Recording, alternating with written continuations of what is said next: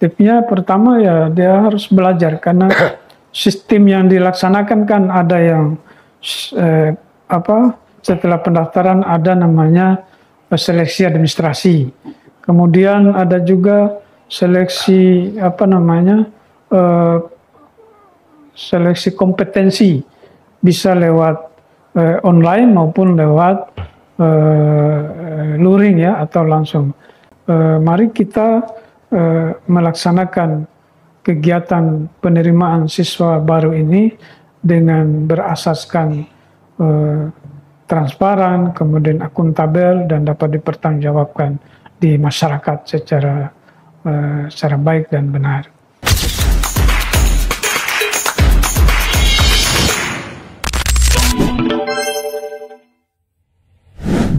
Assalamualaikum warahmatullahi wabarakatuh. Waalaikumsalam. Om Swastiastu, Namo Buddhaya, dan salam kebajikan. Sahabat religi dimanapun Anda berada, jumpa lagi dengan saya Jafar Bugis, selaku host dalam memandu acara kita pada sore hari ini. Apa kabar Anda semua? Senang sekali berjumpa dengan Anda tentunya di podcast Rumah Cita, kantor wilayah Kementerian Agama Provinsi Maluku. Nah, sahabat religi dimanapun Anda berada, pada edisi kali ini kita akan berbincang-bincang terkait dengan menyambut penerimaan peserta didik baru Madrasah tahun 2025 dan 2026. Sahabat religi dimanapun Anda berada, telah hadir membersamai kita Kepala Bidang Pendidikan Madrasah Kantor Wilayah Kementerian Agama Provinsi Maluku, Bapak Lafata SAG MH, yang tentunya akan mengupas terkait dengan tema kita pada sore hari ini. Dan sebelum kita berbincang-bincang lebih jauh, kita sapa dulu narasumber kita pada edisi kali ini. Assalamualaikum warahmatullahi wabarakatuh. Waalaikumsalam warahmatullahi Apa kabar Pak? Alhamdulillah baik. Ya, mudah-mudahan Bapak dan kita semua selalu dalam lindungan Allah Subhanahu wa Ta'ala. Amin ya rabbal alamin.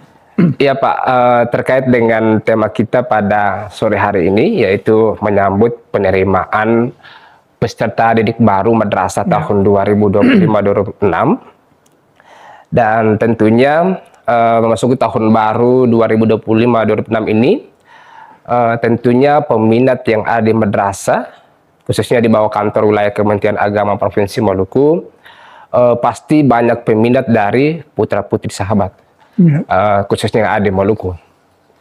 Nah, seperti apa sih penerimaan peserta didik baru, khususnya di madrasah yang ada di Provinsi Maluku ini, Pak? Ya, terima kasih. Ya. Bismillahirrahmanirrahim. Assalamualaikum warahmatullahi wabarakatuh. Waalaikumsalam. Selamat sore, salam sejahtera untuk kita semua. Sebelum saya menjelaskan terkait dengan sistem penerimaan siswa baru pada tahun ajaran 2024-2025, terlebih dahulu saya mau kasih pengantar atau penjelasan bahwa salah satu misi Kementerian Agama adalah meningkatkan akses dan kualitas pendidikan umum berciri khas agama. Nah, pendidikan agama pada satuan pendidikan umum dan pendidikan keagamaan, madrasah merupakan salah satu jenis pendidikan umum yang mempunyai kekhasan agama Islam dalam binaan Menteri Agama. Pelaksanaan penerimaan peserta didik baru merupakan layanan pendidikan guna memenuhi hak-hak dasar warga negara untuk memperoleh pendidikan guna memenuhi pendidikan yang bermutu dan berkeadilan dengan menerapkan asas objektif, akuntabel, dan transparan, dan tanpa diskriminasi, sehingga mendorong peningkatan akses layanan pendidikan yang bermutu. Dalam rangka meningkatkan akses dan mutu serta relevansi pendidikan, Kementerian Agama berkomitmen memberikan kesempatan kepada anak-anak bangsa untuk mendapatkan akses pendidikan yang bermutu di madrasah, yaitu Raudatul Atfal, kemudian Madrasah Ibtidaiyah, Madrasah Sanawiyah, Madrasah Aliyah, dan baik negeri maupun swasta yang tersebar di seluruh Indonesia, termasuk di Provinsi Maluku. Di sini penerimaan siswa madrasah pada tahun pelajaran baru diatur melalui petunjuk teknis ya atau juknis penerimaan peserta didik baru atau PPBD ya tahun pelajaran 2004-2005 yang diterbitkan oleh Direktorat Jenderal Pendidikan Islam Kementerian Agama Republik Indonesia untuk memberikan pedoman bagi kantor wilayah Kementerian Agama Provinsi Maluku dan kantor Kementerian Agama Kabupaten dan Kota di seluruh Indonesia termasuk di Provinsi Maluku. Saya kira itu yang penting. Iya Pak, seperti yang tadi Bapak sampaikan bahwa salah satu tujuan utama dalam penerimaan pendidikan peserta didik baru di madrasah ini adalah meningkatkan layanan pendidikan guna memenuhi pendidikan yang bermutu, kemudian akuntabilitas dan transparan.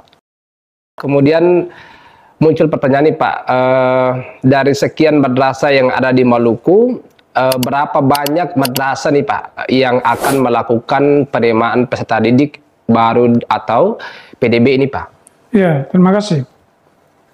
Kita ketahui bahwa untuk Provinsi Maluku saat ini jumlah lembaga madrasah yang tersebar di kabupaten, 11 kabupaten kota, yaitu berjumlah kurang lebih 460 lembaga. Ya.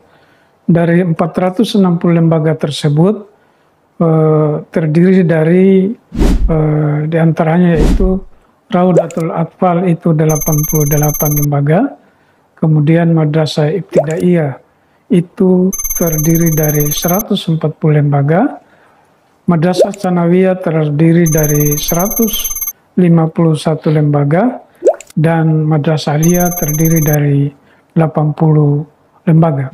Jadi total secara keseluruhan berjumlah 460 lembaga madrasah.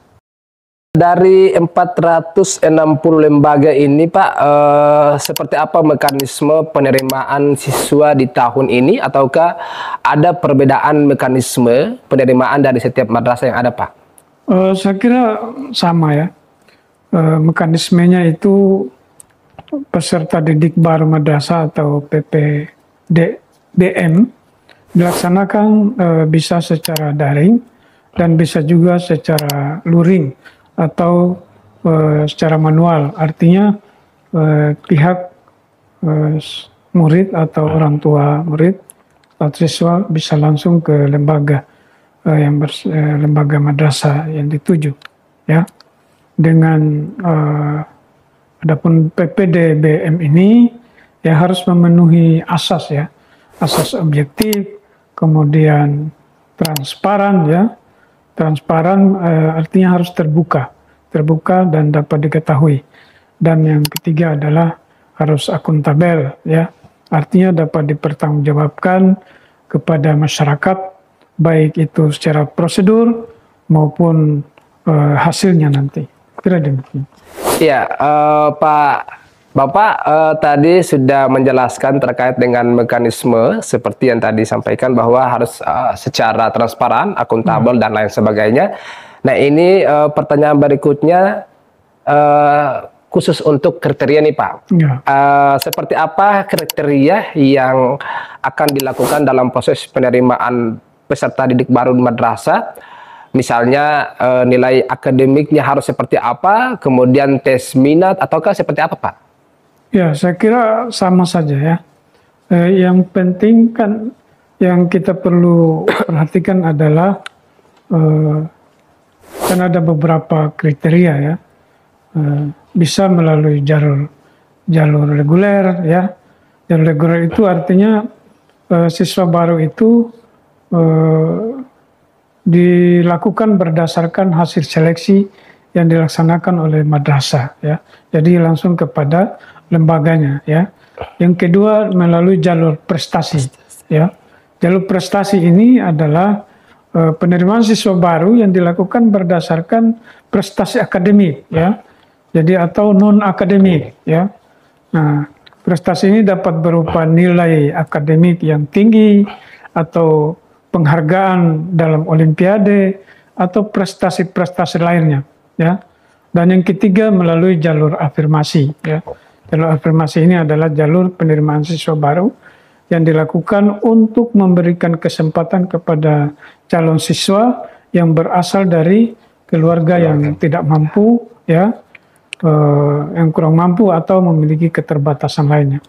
Jadi jalur afirmasi ini biasanya dibuka untuk calon siswa yang memenuhi syarat-syarat tertentu, ya, seperti memiliki kartu keluarga, keluarga miskin, atau memiliki keterbatasan fisik lainnya.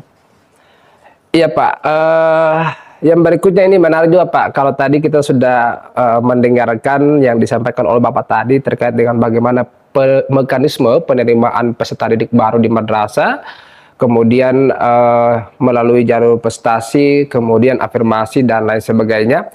Ini cukup menarik Pak.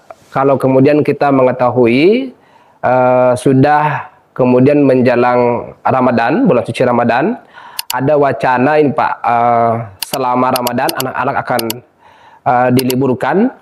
Bagaimana ini Pak tanggapannya Pak? Ya, kalau ini kan kita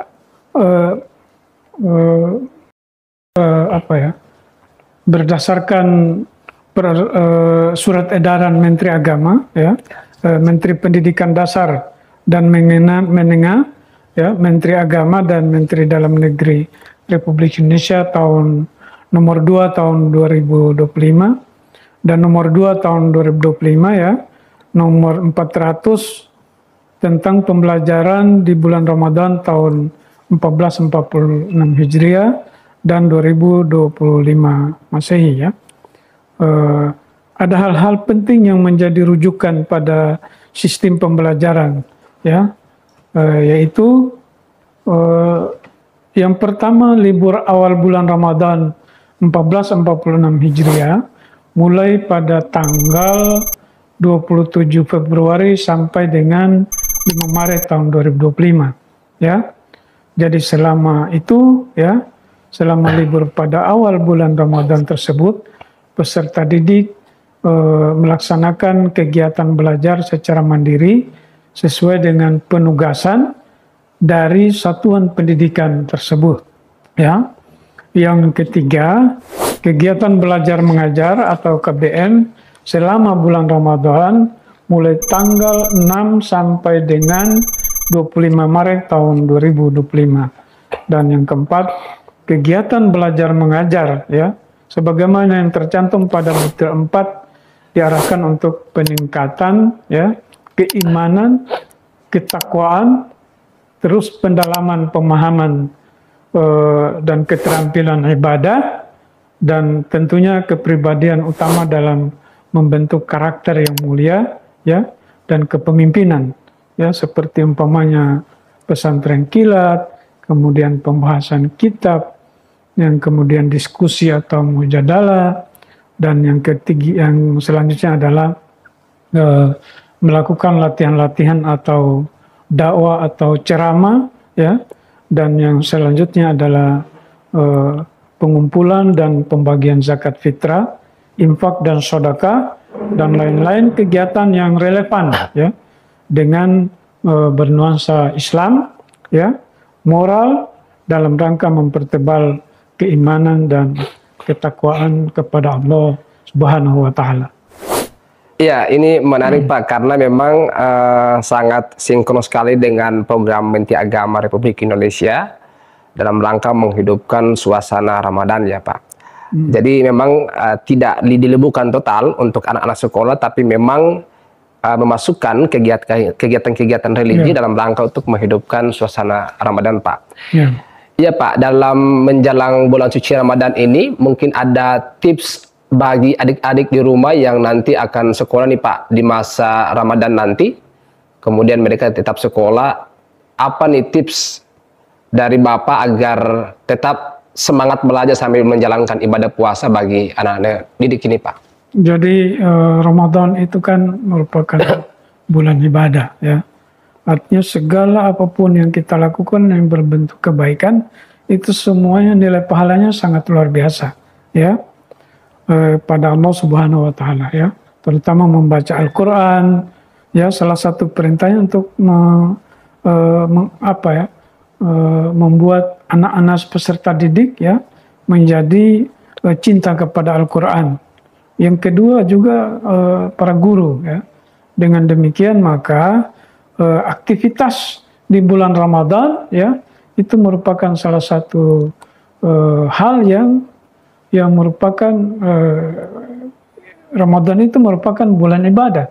Jadi baik itu metode pembelajaran atau aktivitas dalam belajar, itu semuanya insya Allah akan dinilai pahalanya luar biasa dari Allah Subhanahu Wa Taala. Ya Pak, kita kembali ke tema awal kita tadi, penerimaan peserta didik baru di madrasah tahun ajaran 2025-2026, Pak. Pak, ini sering kita mendengar atau muncul wacana bahwa mau masuk madrasah itu ada istilah harus punya orang dalam gitu, Pak. Ya. Ini benar atau tidak, Pak? Saya kira tidak benar, ya. Sebab kita tadi sudah dari awal saya sudah gambarkan bahwa di dalam penerimaan siswa baru itu adalah mekanismenya sudah jelas, ya, yaitu berdasarkan juknis, ya. Jadi siapa saja boleh, ya, siapa saja boleh untuk masuk atau mendaftar menjadi siswa madrasah, ya, dan itu tidak ada kriteria-kriteria yang khusus sama dengan yang lain. Saya kira demikian. Ya, jadi ini semua orang punya hak, ya, untuk kemudian mendaftarkan diri. Punya hak dan kewajiban untuk masuk ke madrasah. Ya. Nah, baik itu madrasah swasta maupun madrasah negeri. Iya, Pak. Untuk bagaimana tips untuk peserta yang nantinya kemudian dalam proses penerimaan pendaftaran peserta baru di madrasah tahun ajaran 2025-2026 ini, bagaimana tipsnya untuk bisa lulus, Pak? Ya, saya kira semuanya kan sama saja dengan masuk ke sekolah lain, ya. Tipsnya pertama, ya, dia harus belajar karena sistem yang dilaksanakan kan ada yang setelah pendaftaran ada namanya seleksi administrasi. Kemudian ada juga seleksi seleksi kompetensi, bisa lewat online maupun lewat luring, ya, atau langsung. Jadi ada seperti itu. Ya, jadi yang dinilai di sana adalah nilai kompetensinya. Setelah itu dikalkulasi dan kemudian ada juga dibarengi dengan praktek-praktek, ya. Jadi semua dikembalikan kepada teknisnya kepada lembaga ini. Iya, Pak. Ini pertanyaan terakhir sekaligus closing statement, Pak. Ya. Mungkin lewat kesempatan ini ada closing statement mungkin dari Bapak terkait dengan penerimaan peserta didik madrasah tahun 2025-2026 ini, Pak. Ya, tadi kan saya selaku kepala bidang tentunya mengharapkan kepada seluruh kepala madrasah untuk dapat melaksanakan dengan sebaik-baiknya ketentuan yang ada sesuai dengan ketentuan juknis, ya, agar supaya seluruh lembaga dapat menerima siswa dengan baik berdasarkan ketentuan yang ada, dalam hal ini juknis, ya. Karena itu nanti bisa berimplikasi terhadap apa yang nanti dilaksanakan di masing-masing lembaga tersebut, ya. Yang kedua, mari kita melaksanakan kegiatan penerimaan siswa baru ini dengan berasaskan transparan, kemudian akuntabel, dan dapat dipertanggungjawabkan di masyarakat secara baik dan benar. Karena sesuai dengan tagline kita di madrasah adalah madrasah maju, bermutu, dan mendunia. Saya kira demikian. Ya, baik Pak atas gambaran singkatnya terkait dengan podcast kita pada sore hari ini. Mudah-mudahan ini bermanfaat bagi kita semua, terutama bagi peserta didik yang kemudian nantinya akan mendaftarkan diri di madrasah tahun 2025-2026. Dan sebelum saya menutup podcast kita pada edisi kali ini, tentunya saya mengucapkan banyak-banyak terima kasih kepada Bapak yang sudah dengan senang hati datang membersamai kami pada sore hari ini dalam rangka memberikan gambaran positif terkait dengan bagaimana cara penerimaan peserta didik baru pada madrasah 2025-2026. Dan akhirnya saya atas nama Jafar Bugis selaku host dalam memandu acara kita pada sore hari ini pamit mengundurkan diri. Wassalamualaikum warahmatullahi wabarakatuh. Waalaikumsalam warahmatullahi wabarakatuh.